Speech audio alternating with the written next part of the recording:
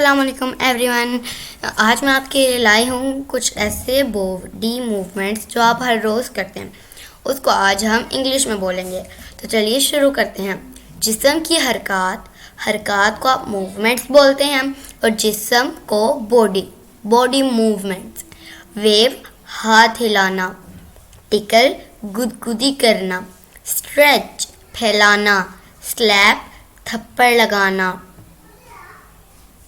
पंच घूंसा मारना, स्क्रैच खारिश करना, स्नैप चुटकी मारना, स्क्वाट अकड़ू बैठना, जंप उछलना, क्राउच ज़मीन पर बैठना, लिफ्ट उठाना, किक लात मारना, लाफ इसको आप हंसना भी बोल सकते हैं और कहे लगाना भी बोल सकते हैं।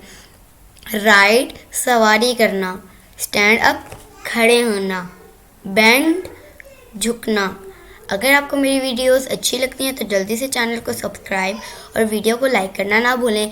इसी तरह की मज़ीद इंग्लिश वीडियोस के लिए जल्दी से मेरे चैनल को सब्सक्राइब करें।